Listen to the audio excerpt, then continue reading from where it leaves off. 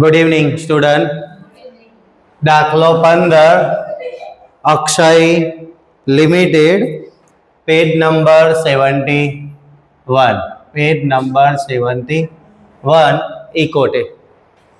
આપણા નિયમો 4 નિયમો છે. 4 નિયમો ધ્યાન રાખવા. લાભ હોય તો મૂડી ઘટાડા ખાતું જમા, નુકસાન હોય તો મૂડી ઘટાડા ખાતું ઉધાર. નંબર 2 મિલકતો એની ઉધાર બાકી હોય, મિલકતો વધે તો એનું ખાતું ઉધાર, મિલકતો ઘટે તો એનું ખાતું જમા. 3 દેવા, દેવાની જમા બાકી હોય, દેવું વધે તો દેવાનું ખાતું જમા ને દેવું ઘટે તો એનું ખાતું ઉધાર વિરુદ્ધ. 4 રોકડ આવે તો રોકડ બેંક ખાતું ઉધાર ને રોકડ જાય તો રોકડ બેંક ખાતું જમા. આ 4 વસ્તુઓને ધ્યાન રાખો ને એટલે તમારી આમનોન કમ્પ્લીટ થઈ જાય. પણ આ 4 નિયમો કમ્પ્લીટ હોવા જોઈએ. પણ દિશા જેવા ડોબા ડબ્બા હોય ને તો એ ધ્યાન રાખે નહીં. એ મોટામાં મોટી તકલીફ છે. બરાબર, આઈનામાં જ જોયા કરશે. પ્રેફરન્સ શેર સેડિટ 80 સુધી ઘટાડવા. સુધી કે તો એના સિવાયના ઘટાડવા. સુધી કે તો એના સિવાય એટલે કે 100 નો છે, 80 સુધી ઘટાડ્યો તો કેટલા ઘટ્યા? 20. એક શેર પર 20 રૂપિયા ઘટે તો એવા કેટલા પ્રેફરન્સ શેર છે? 7,50,000 ભાગ્યા 100, 7,500 શેર. 7,500 શેર. એક શેર પર 20 રૂપિયા ઘટે તો 7,500 શેર પર 1,50,000 રૂપિયા ઘટે. હવે તેને સમજો કે પ્રેફરન્સ એ દેવા બાજુ છે ને દેવું ઘટે એટલે ઓલવેઝ લાભ. મૂડી ઘટાડા ખાતું જમા અને દેવું એની જમા બાકી હોય ને ઘટે તો ઉધાર. એટલે પ્રેફરન્સ શેર મૂડી ખાતે ઉધાર, તે મૂડી ઘટાડા ખાતે. પહેલામાં પહેલો તો કે પ્રેફરન્સ શેર 100 નો છે, 80 સુધી ઘટાડ્યો તો કેટલો ઘટ્યો? 20. 80 સુધી ઘટાડ્યો 20 ઘટ્યો. એક શેર પર 20 ઘટ્યા એવા 7,500 શેર પર 1,50,000 રૂપિયા ઘટ્યા ને પ્રેફરન્સ એ દેવા બાજુ છે ને દેવું ઘટે એટલે ઓલવેઝ લાભ. દિશા દેવું ઘટે ઓલવેઝ લાભ. મૂડી ઘટાડા ખાતું જમા અને દેવાની કઈ બાકી હોય? જમા. ઘટે તો ઉધાર. એ જ રીતે ઇક્વિટી શેર સેડિટ 2 સુધી ઘટાડવો એટલે 10 નો છે, 2 સુધી ઘટાડી દીધો, 8 ઘટાડી દીધા. 10 નો છે, 2 સુધી ઘટાડ્યો એટલે કેટલા ઘટ્યા? 8. એવું ના સમજ પડે તો સુધી કે તો એના સિવાયના ઘટે એટલે 2 સુધી તો એના સિવાયના કેટલા? 8 ઘટે. એક શેર પર 8 ઘટે તો એવા કેટલા ઇક્વિટી શેર છે? 1,00,000 શેર એટલે 8 લાખ રૂપિયા ઘટે. હવે ઇક્વિટી છે ને માનસી દેવા બાજુ છે અને દેવું ઘટે એટલે ઓલવેઝ લાભ. દેવું ઘટે ઓલવેઝ લાભ. મૂડી ઘટાડા ખાતું જમા ને દેવાની કઈ બાકી હોય? જમા. ઘટે તો ઉધાર. ઇક્વિટી શેર મૂડી ખાતે ઉધાર 8 લાખ, તે મૂડી ઘટાડા ખાતે 8 લાખ. સમજો, ઇક્વિટી એ દેવા બાજુ છે, દેવું ઘટે એટલે આપણા માટે તો લાભ. દેવું ઘટે એટલે લાભ. મૂડી ઘટાડા ખાતું જમા, દેવાની કઈ બાકી હોય? જમા. ઘટે તો ઉધાર. આ ધ્યાન રાખજો. ત્યાર પછી પ્રેફરન્સ ડિવિડન્ડ છેલ્લા 2 વર્ષનું ચૂકવવાનું બાકી છે. તો પ્રેફરન્સ શેર મૂડી આપણી 7,50,000 ની 7,50,000 ના 9% કરો. આ 1 વર્ષનું. એવા 2 વર્ષનું બાકી છે. 1 વર્ષનું 67,500, 2 વર્ષનું 1,35,000 ડિવિડન્ડ થાય. એમાં 2 ભાગ ચૂકવ્યું તે જતું કર્યું તે, ચૂકવ્યું તે, જતું કર્યું તે. ને અહીં આપણને કીધું બધું જ જતું કર્યું, એટલે ચૂકવ્યું કશુંય નહીં, બધું જ જતું કર્યું.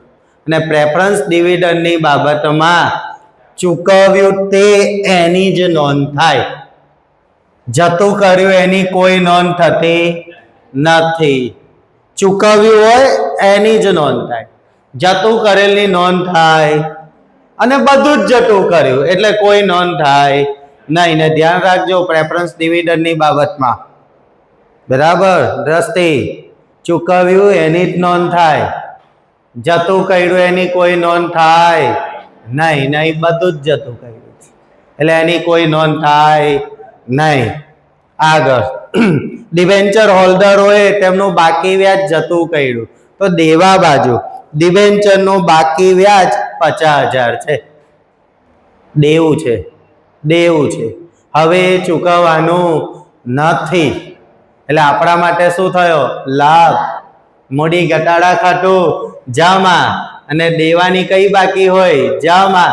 ઘટે તો ઉધાર, એટલે ડિબેન્ચર નહીં, ડિબેન્ચરના બાકી વ્યાજ ખાતે ઉધાર, ડિબેન્ચરના બાકી વ્યાજ ખાતે ઉધાર, ઉધાર 50,000, તે મૂડી ઘટાડા ખાતે 50,000. હવે ડિબેન્ચરનું વ્યાજ દેવા બાજુ છે, જે આપણું દેવું છે. હવે ચૂકવવાનું નથી, આપણા માટે લાભ. મૂડી ઘટાડા ખાતું જમા, અને દેવાની કઈ બાકી હોય? જમા. ઘટે તો ઉધાર, ડિબેન્ચરના બાકી વ્યાજ ખાતે ઉધાર, તે મૂડી ઘટાડા ખાતે. આ ધ્યાન રાખજો. હવે આપણે આગળ આવી જઈએ છીએ સમજવા માટે પાકા સરવૈયા પર. આપણી પાસે યંત્રો મીન્સ મિલકત 4 લાખની છે, સામે દેવું 5 લાખ છે. મિલકત 4 લાખ છે, દેવું 5 લાખ છે. હવે આ ડિબેન્ચર હોલ્ડરો જે છે એમની નજર આપણી મિલકત પર પડી, એટલે એ લોકોએ આપણને કહ્યું કે અમારે જે રૂપિયા લેવાના છે એ રોકડા જોઈતા નથી, પણ તમારી પાસે જે 2 લાખના યંત્રો છે એ અમને 1,50,000 માં આપો. યંત્રો જેની ચોપડે કિંમત 2 લાખ છે, એ લોકો કેટલામાં લેવા સંમત થયા? 1 લાખ. હા, તો આપણી મિલકત કેટલાની ગઈ? 2 લાખની. એ લોકોએ લીધી કેટલામાં? 1,50,000 માં લીધી, એટલે આપણું દેવું ઘટે 1,50,000. આ પ્રેક્ટિકલ સમજવું જરૂરી છે કે મિલકતની ચોપડે કિંમત કેટલી? 2 લાખ. એ લોકો લઈ કેટલામાં ગયા? 1,50,000 માં, એટલે આપણી મિલકત કેટલાની ગઈ? 2 લાખની. એ લોકોએ લીધી કેટલામાં? 1,50,000 માં, તો આપણું દેવું ઘટે. આ બાજુ મિલકત કેટલી ઘટે? 2 લાખ. દેવું કેટલું ઘટે? 1,50,000. આ ધ્યાન રાખજો, મિલકત ઘટે 2 લાખ, દેવું ઘટે. કેમ? તો કે મિલકત તો 2 લાખની ગઈ એટલે માઇનસ. એ લોકોએ લીધી કેટલામાં? 1,50,000 માં, એટલે દેવું ઘટે 1,50,000. હવે આપણી 2 લાખની મિલકત એ લોકો 1,50,000 માં લઈ જાય તો આપણા માટે તો નુકસાન, ખોટ 50,000. કેટલું? 50,000. ઓકે, દેવાની કઈ બાકી હોય? જમા. ઘટે તો ઘટે ને, માઇનસ ઘટે એટલે ઉધાર. 10% ડિબેન્ચર ખાતે ઉધાર, કેટલું દેવું ઘટે? અહીં માઇનસ કેટલું કર્યું એ જુઓ, 1,50,000. મિલકત કઈ બાકી હોય? ઉધાર. ઘટે તો જમા, તે યંત્રો ખાતે 2 લાખ. અને આપણી 2 લાખની મિલકત 1,50,000 માં ગઈ તો આપણને નુકસાન 50,000. તે નુકસાન છે એટલે મૂડી ઘટાડા ખાતે ઉધાર 50,000. પ્રેક્ટિકલ સમજો આને. દેવું એની જમા બાકી હોય, ઘટે તો ઉધાર, એટલે ડિબેન્ચરનું ખાતું શું કર્યું? ઉધાર. કેટલા? 1,50,000. મિલકત કઈ બાકી હોય? ઉધાર. ઘટે તો જમા, તે યંત્રો ખાતે 2 લાખ. અને 2 લાખની મિલકત એ લોકો 1,50,000 માં લઈ જાય તો આપણને 50,000 ખોટ, એટલે મૂડી ઘટાડા ખાતે ઉધાર 50,000. પ્રેક્ટિકલ. દેવું એની જમા બાકી હોય, ઘટે તો ઉધાર. મિલકત એની ઉધાર બાકી હોય ઘટે તો જમા. ને આપણને લાભ થયો હોય તો મૂડી ઘટાડા ખાતું જમા, ને નુકસાન થયું હોય તો મૂડી ઘટાડા ખાતું ઉધાર. ધ્યાન રાખજો. ત્યાર પછી કામદાર અકસ્માતનો દાવો 50,000 ચૂકવવાનો થયો. 50,000 એટલે કંપની જોશે 50,000 કામદાર અકસ્માતનો દાવો ચૂકવવાનો થયો છે. રૂપિયા ક્યાંથી લાવો? કારણ કે આપણી પાસે પેલું ફંડ પડ્યું છે ને, કામદાર અકસ્માત વળતર ફંડ, 2,50,000 ફંડ પડ્યું જ, તો બસ એમાંથી 50,000 રૂપિયા લઈ લઈએ. એટલે જોગવાઈ ક્યાંથી કરશે કંપની? કામદાર, હા, અને દાવો ચૂકવવાનો થયો તો કામદાર અકસ્માતનો દાવો પાકા સરવૈયામાં નથી, એટલે પહેલા એની જોગવાઈ, પછી એની ચૂકવણી. તો દાવો જે 50,000 ચૂકવવાનો થયો, રૂપિયા ક્યાંથી લાવશે? તો કે ફંડ પડ્યું છે ને કામદાર અકસ્માત વળતર ફંડ, ત્યાંથી જોગવાઈ કરશે. એટલે કામદાર અકસ્માત વળતર ફંડ ખાતે ઉધાર 50,000, તે કામદાર અકસ્માતના દાવા ખાતે 50,000. એટલે આ દાવો જે 50,000 ચૂકવવાનો થયો ને, તે રૂપિયા કંપની ક્યાંથી લાવશે? કે પેલું કામદાર અકસ્માત વળતર ફંડ આપણે રાખ્યું છે ને, ત્યાંથી. કામદાર અકસ્માત વળતર ફંડ ખાતે ઉધાર, તે કામદાર અકસ્માતના દાવા ખાતે, ને પછી ચૂકવણી. કામદાર અકસ્માતના દાવા ખાતે ઉધાર 50,000, તે રોકડ ઓબ્લિક બેંક ખાતે 50,000. ધ્યાન રાખજો.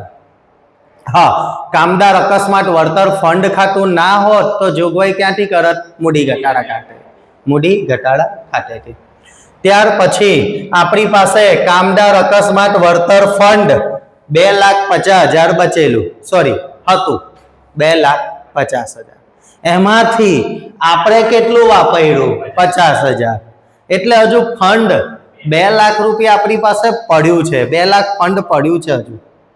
હવે આપણો નિયમ છે, કયું હોય કે ન કયું હોય, અદ્રશ્ય અવાસ્તવિક મિલકતો માંડી વારવી અને અનામતોના ખાતા બંધ કરી મૂડી ઘટાડા ખાતે લઈ જવા. તો આપણી પાસે કામદાર અકસ્માત વળતર ફંડ કેટલું છે?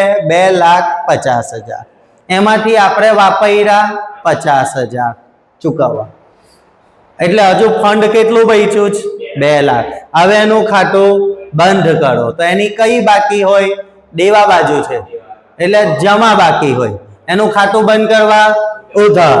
કામદાર અકસ્માત વળતર ફંડ ખાતે ઉધાર 2 લાખ, તે મૂડી ઘટાડા ખાતે, તે મૂડી ઘટાડા ખાતે 2 લાખ. 2 લાખ એટલે કામદાર અકસ્માત વળતર ફંડનું ખાતું થઈ ગયું ક્લોઝ. એની કઈ બાકી હોય? જમા. ખાતું બંધ કરવા ઉધાર, તે મૂડી ઘટાડા ખાતે.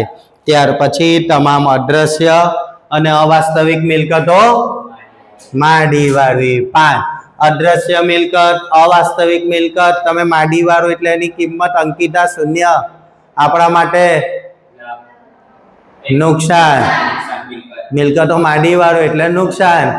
મૂડી ઘટાડા ખાતે ઉધાર, મૂડી ઘટાડા ખાતે ઉધાર, ઉધાર. હવે મિલકતોની કઈ બાકી હોય? ઉધાર.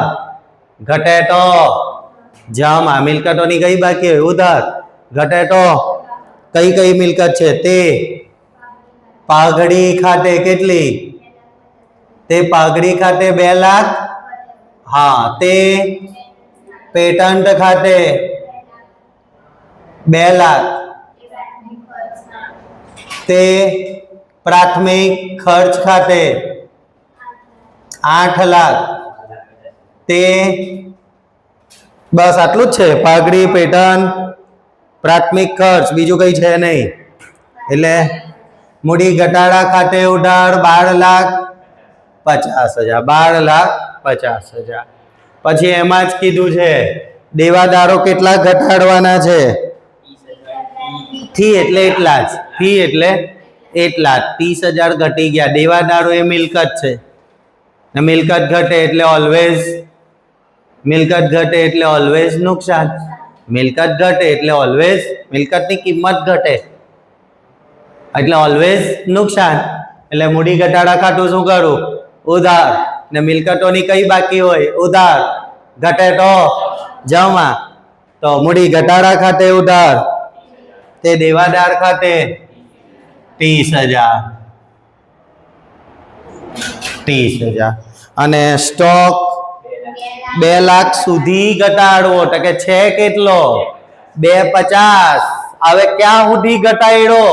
2 લાખ સુધી ઘટાડ્યો તો કેટલો ઘટ્યો? 50,000 યાર.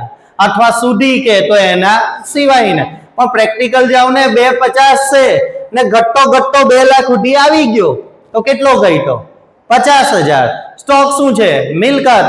ને મિલકત ઘટે અથવા મિલકતની કિંમત ઘટે ઓલવેઝ નુકસાન. એટલે મૂડી ઘટાડા ખાતું ઉધાર ને મિલકતની કઈ બાકી હોય?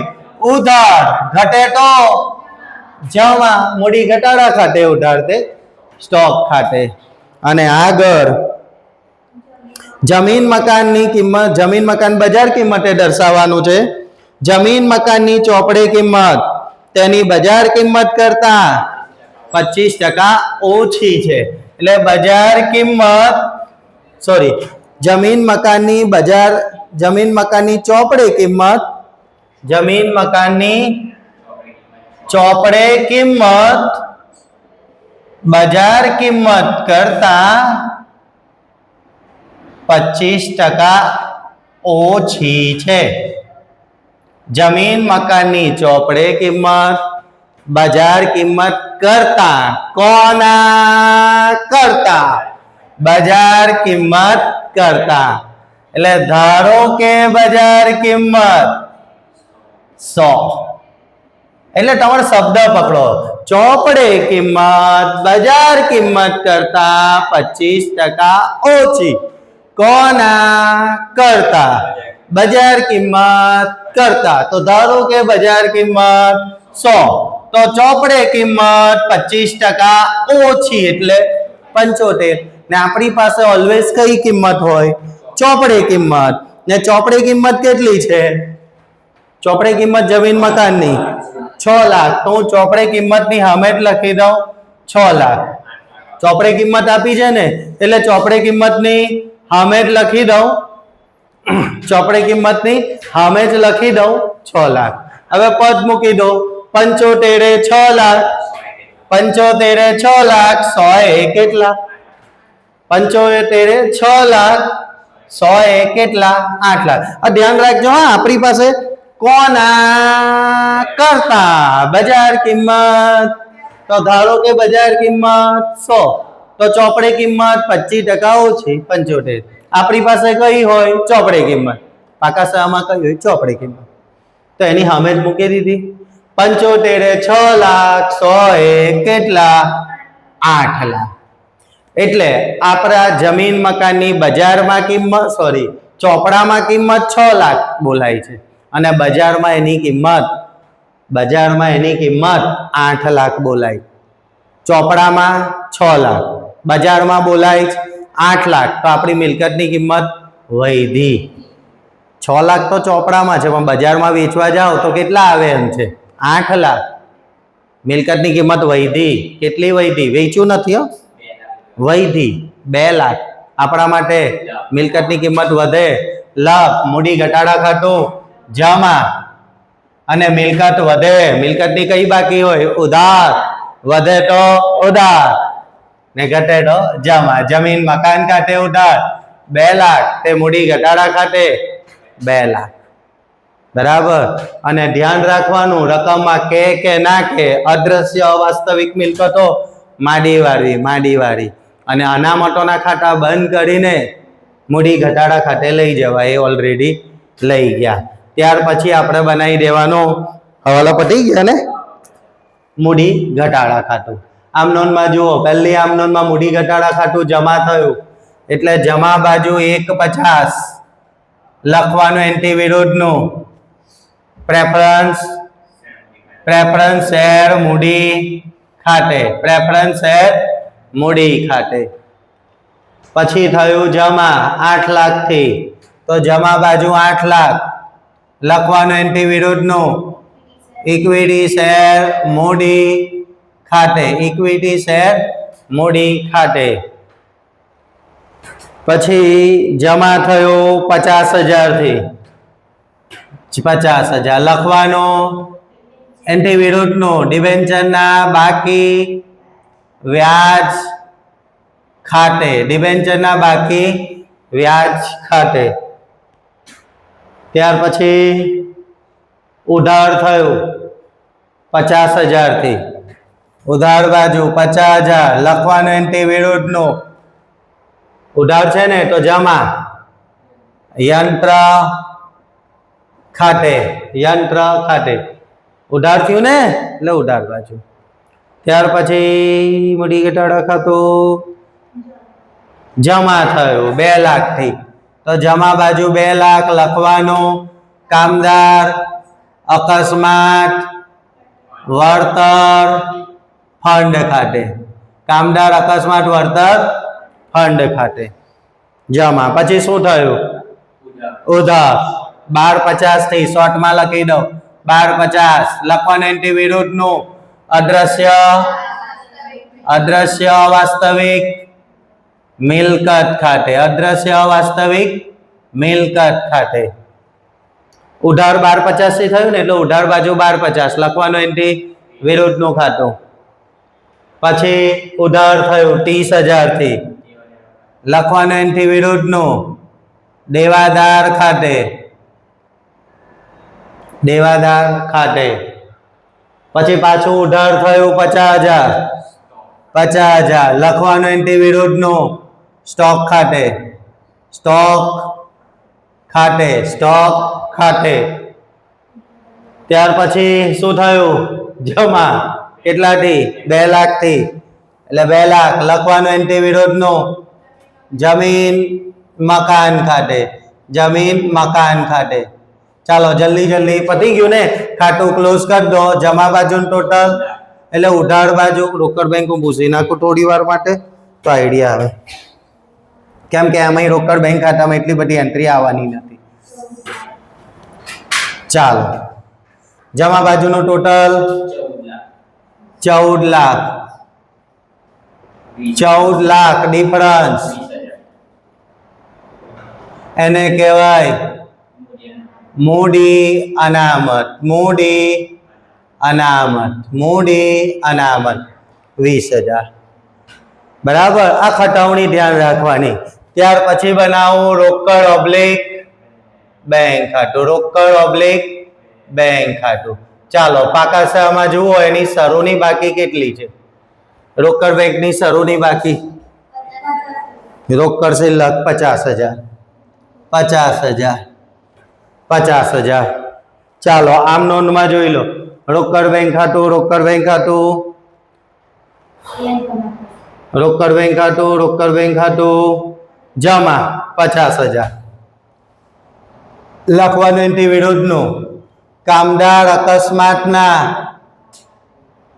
કામદાર અકસ્માતના દાવા ખાતે, કામદાર અકસ્માતના દાવા ખાતે છે ને નોય જમા થયું. પછી રોકડ બેંક ખાતું નથી, થઈ ગયું સરભર એટલે આખર બાકી નીકળતી નથી, રોકડ બેંકની આખર બાકી નીકળતી નથી. 50,000 થી સરભર. ચાલો એકદમ ફાસ્ટ પાકું સર્વે બનાવી દઈએ. પાકા સરવૈયામાં ઇક્વિટી શેર મૂડી કેટલી છે, ઇક્વિટી શેર મૂડી, ઇક્વિટી શેર મૂડી 10 લાખ કેલ્સી લઈ લેજો. ઉધાર થયું ઇક્વિટીની કઈ બાકી હોય જમા, અહીં શું થયું ઉધાર એન્ટી વિરુદ્ધનું એટલે માઇનસ 10 લાખ માઇનસ 8 લાખ 2 લાખ. હવે કોઈ જગ્યાએ ઇક્વિટીનું ખાતું થયું છે, ઇક્વિટીનું ખાતું કોઈ જગ્યાએ જમા થયું નથી એટલે ઇક્વિટી 2 લાખ. પ્રેફરન્સ શેર મૂડી 7,50,000 અહીં પ્રેફરન્સનું ખાતું શું થયું ઉધાર, પ્રેફરન્સની કઈ બાકી હોય જમા, અહીં શું થયું ઉધાર એટલે માઇનસ ને જમા થયું હોય તો પ્લસ, ખબર પડે જ ને, અથવા ઘટ્યું એટલે માઇનસ. સીધી ભાષામાં ઘટ્યું એટલે માઇનસ કેટલા 6 લાખ. એટલે આપણી શેર મૂડી આવી 8 લાખ. અનામતોમાં આપણે શોધીને લાવ્યા મૂડી અનામત 20,000 એટલે 12 જ આવી જાય 20,000 ને પેલું કામદાર અકસ્માત વળતર ફંડનું ખાતું આપણે બંધ કરી દીધું હતું એટલે એ આવે નહીં. બિન ચાલુ દેવામાં ડિબેન્ચર છે 10% ડિબેન્ચર કે સોરી ડિબેન્ચર અહીં જુઓ એ કેટલા બચ્યા છે 5 લાખ માઇનસ 150 એટલે હવે આપણી પાસે બચ્યા 10% ડિબેન્ચર 3 લાખ. હા ભૂલ ના થાય. બિન ચાલુ દેવા 350. ત્યાર પછી ચાલુ દેવામાં લેણદારો એ વેપારી દેવા એમાં લેણદારો કેટલા છે લેણદારો એના પર કોઈ હવાલો નથી એટલે બેઠા 2 લાખ. બીજું કઈ છે નહીં એટલે બહાર જતા રહેશે 2 લાખ. 13,70,000 એટલે જેના પર કોઈ હવાલો ના હોય એ બેઠું જેના પર કોઈ હવાલો ના હોય એ બેઠું. હવે બિન ચાલુ મિલકતમાં એ કાયમી મિલકતો એમાં જમીન મકાન પ્લાન્ટ યંત્રો. પહેલા જમીન મકાન 6 લાખ છે 6 લાખ છે 2 લાખ વધ્યા ઉધાર કર્યું ને ભાઈ અહીંનો ગણ્યું 6 લાખ હતું 2 લાખ વધ્યા 8 લાખ 6 લાખ હતા 2 લાખ વધ્યા 8 લાખ. પ્લાન્ટ યંત્રો કેટલા છે અહીં જુઓ અહીં કેટલા બચ્યા 4 લાખ છે એમાંથી કેટલા ગયા હતા હા તો બચ્યા કેટલા 2 લાખ. ત્યાર પછી ધ્યાન રાખજો આયરા બચ્યા 2 લાખ. ત્યાર પછી અદ્રશ્ય મિલકતો માડીવાળી નહીં આવે. અવાસ્તવિક મિલકત એટલે અન્ય બિન ચાલુ મિલકત માડીવાળી નહીં એટલે એવું કહેવાય અદ્રશ્ય મિલકત અને અવાસ્તવિક મિલકત આપણે માડીવાળી એટલે આવે નહીં. સ્ટોક એના પર સ્ટોક ચાલુ મિલકતમાં એ માલ સામગ્રી સ્ટોક કેટલો છે 250 છે પણ એમાંથી ઘટી કેટલો ગયો આમણોન કરી પેલી ઉપર 50,000 ઘટી ગયો તો બચ્યો 2 લાખ. ત્યાર પછી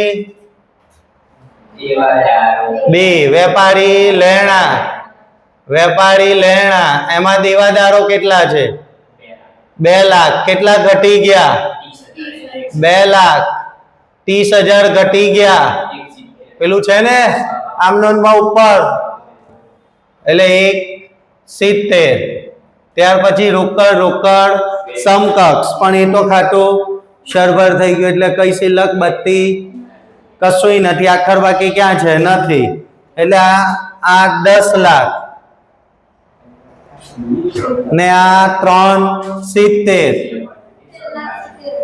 13,70,000. જય હિન્દ જય ભારત. કેટલી